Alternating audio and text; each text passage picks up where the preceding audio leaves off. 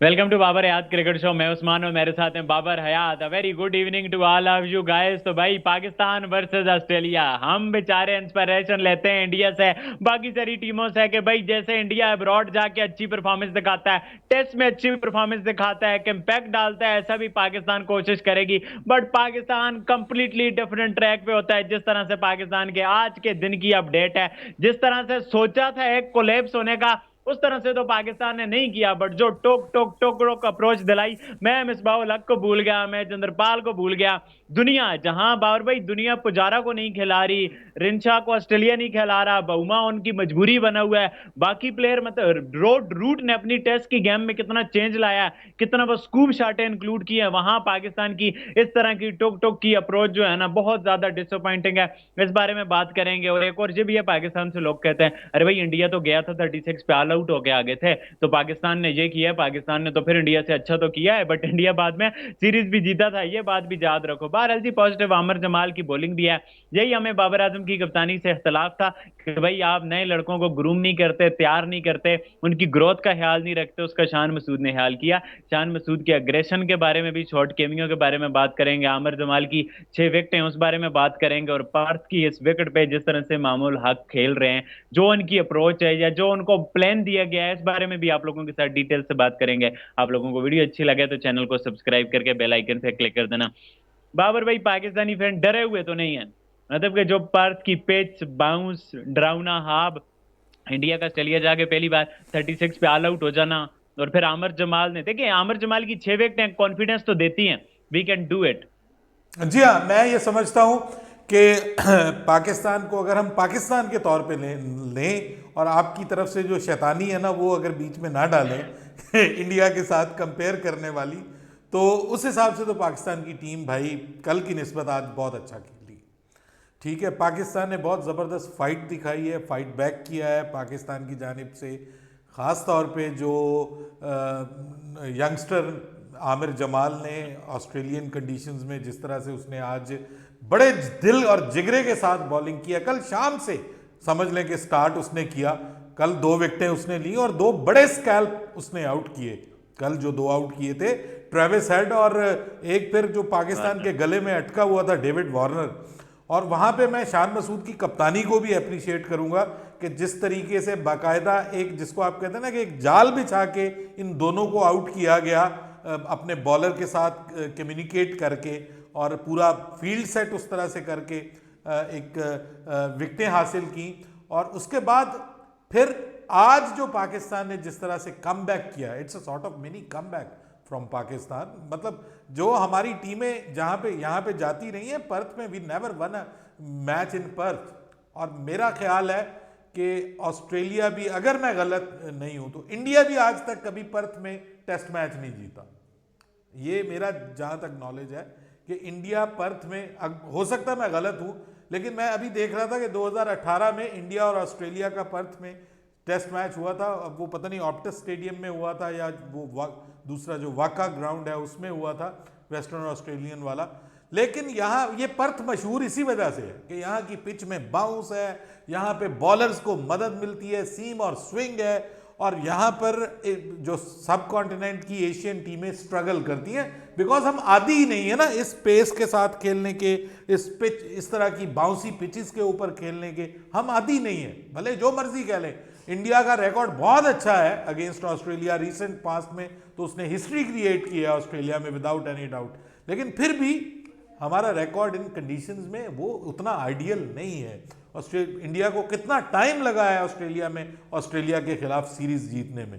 तो ये जो मामला है पाकिस्तान को, अगर आप पाकिस्तान के हिसाब से देखें तो आज पाकिस्तान ने कमबैक किया है। और फिर पाकिस्तान अगर at the end of the day सारी चीजों को भूल जाए, अगर आप देखें कि एक टीम 132 पे 2 आउट है उसके, तो मेरे ख्याल में अगली टीम को आउट भी किया आज के दिन में 2 सेशंस के अंदर, एक सेशन के अंदर, और दूसरे सेशन में आपने क्लोज किया 132 फॉर 2।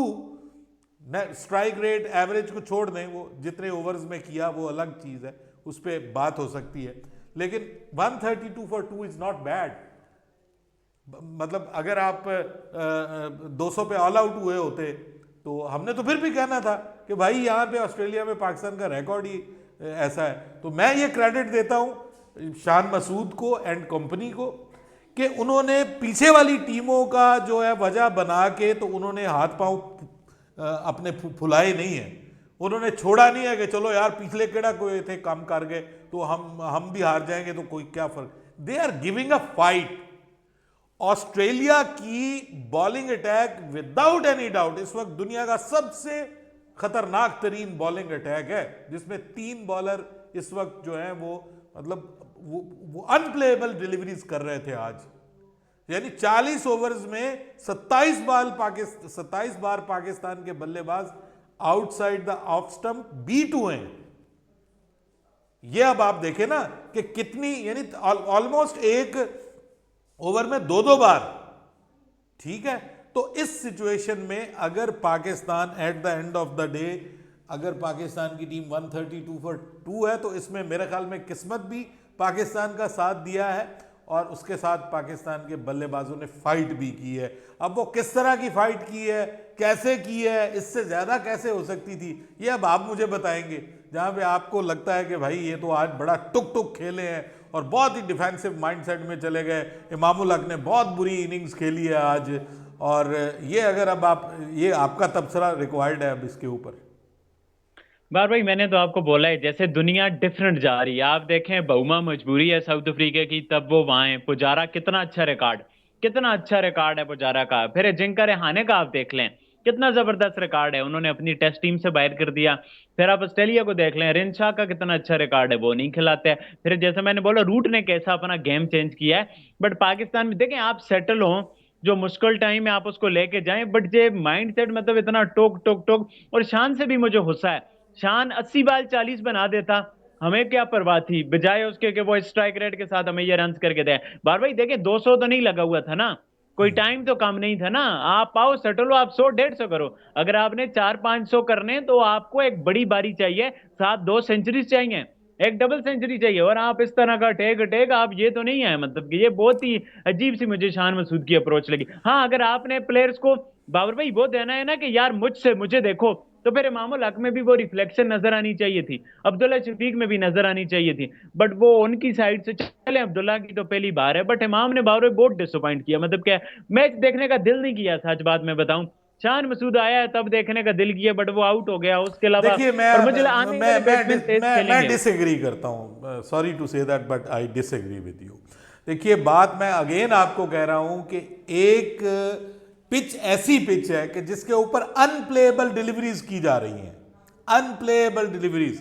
कुछ नहीं कर सकते, विराट कोहली को खड़ा कर दो, जिसको मर्जी कर दो, जो जिस लेंथ पे हेजलवुड बॉल कर रहा था, पैट कमिंस बॉल कर रहा था, खासतौर पे ये 2 लोग, भाई अनप्लेएबल डिलीवरीज हैं। कोई दुनिया का बल्लेबाज उसको नहीं खेल सकता, कोई आंसर ही नहीं है। जिसको आप कहते हैं कि एक जिसको वो कॉरिडोर ऑफ अनसर्टेनिटी जो है, उससे बॉल थोड़ी सी बाहर निकल जाए, थोड़ी सी अंदर आ जाए, आप क्या कर सकते हैं? आप कोई कंप्यूटर थोड़ी है, आप कोई मशीन थोड़ी है। ये तो मैं कहता हूं पाकिस्तान की खुशकिस्मती है कि पाकिस्तान की टीम बची हुई है, वरना 27 बॉलें अगर आपकी 40 ओवर्स में और 50 जो ओवर खेले हैं इसमें अगर मिसाल के तौर पे 40 बॉलें आपकी बीट हुई हैं जिनके ऊपर आप एज करके आउट हो सकते थे, तो पाकिस्तान की तो सारी टीम आउट हो सकती थी। 40 बॉलों में अगर प्रोडक्टिविटी रेट आप उसका 15% भी कर देते, 20% भी कर देते, तो उसके बावजूद पाकिस्तान की 4 विकेटें गिरी होती, 132 पे आपके 6 आउट होते। आप कंपैरिजन पीछे वाली उस चीज के साथ करें ना, आप कंडीशंस को देखें, आप ये ना देखें कि 2 टीमों के दरमियान मैच हो रहा है। कहां पे हो रहा है? पर्थ में हो रहा है। पर्थ दुनिया की टफेस्ट पिच है। अगर कोई मुझसे इस पे चैलेंज करता है तो बात कर ले मुझसे। दुनिया की हर तरह के बल्लेबाजों के लिए टफेस्ट पिच है। 90 के ऊपर मिचेल मार्श खेल रहा है, 90 के ऊपर, ठीक है।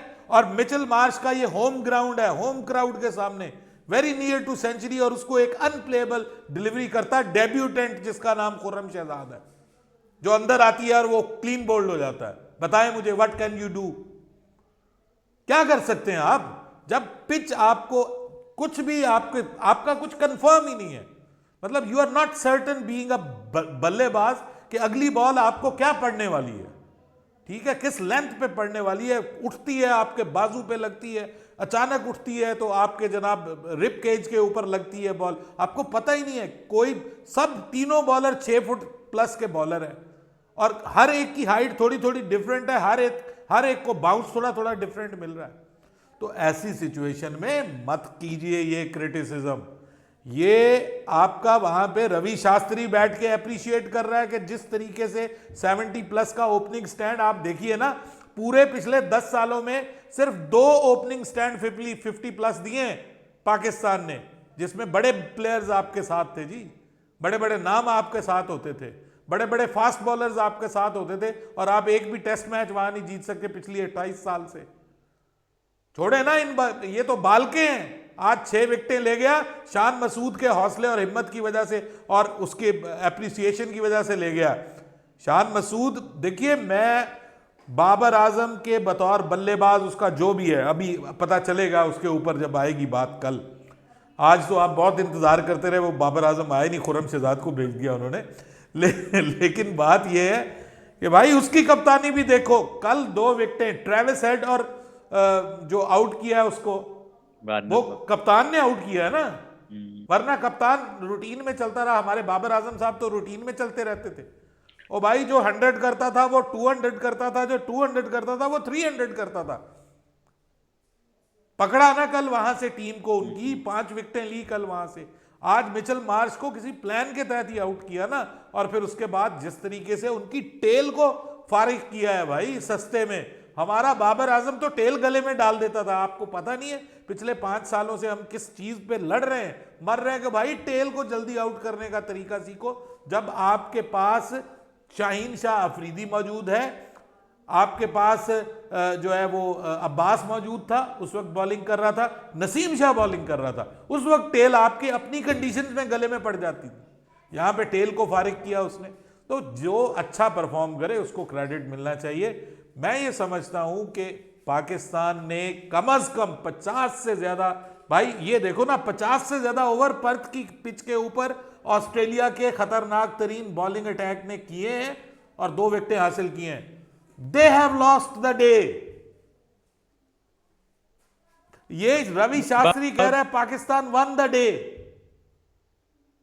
तो और क्या होता है टेस्ट मैच में? आप चाह रहे हैं टेस्ट मैच में 200 पे 6 आउट होते पाकिस्तान के, यही हो सकता था ना। आप पॉजिटिव में चले जाएं। अभी आप शान मसूद को कह रहे हैं कि वो ठीक नहीं खेला, वो पॉजिटिव फ्रेम ऑफ माइंड के साथ आया, उसने कहा मैच को मुझे आगे लेके जाना, 30 पे आउट हो गया।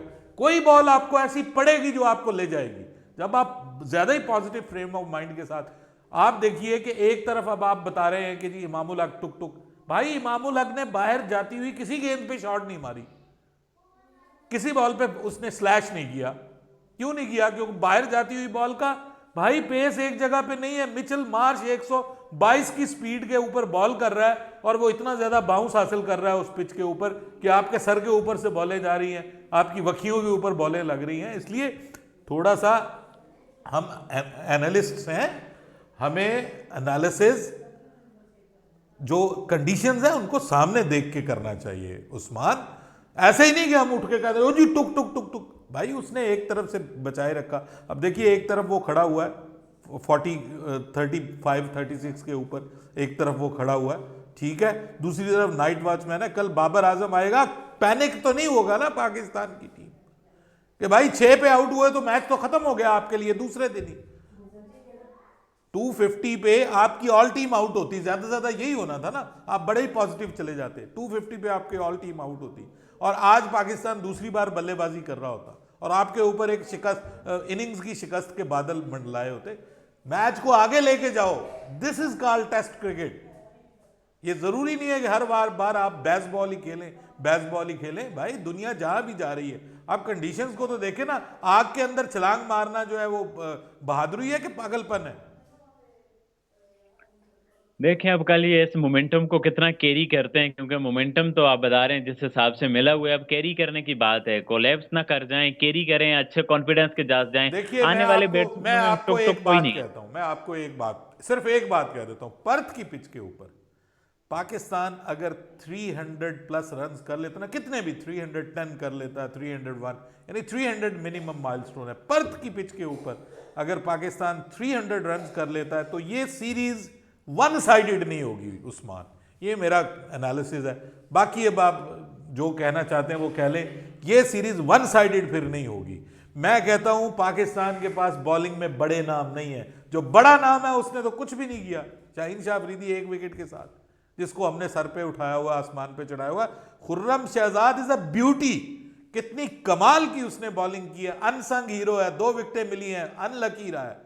लेकिन आप देखें कहां कहां से उसने, बड़े बड़े दुनिया के ये बड़े बड़े बल्लेबाज हैं जिसको उसने आउट किया। मिचेल मार्श को 90 के ऊपर आउट किया है, कितनी बड़ी बॉल की है उसने।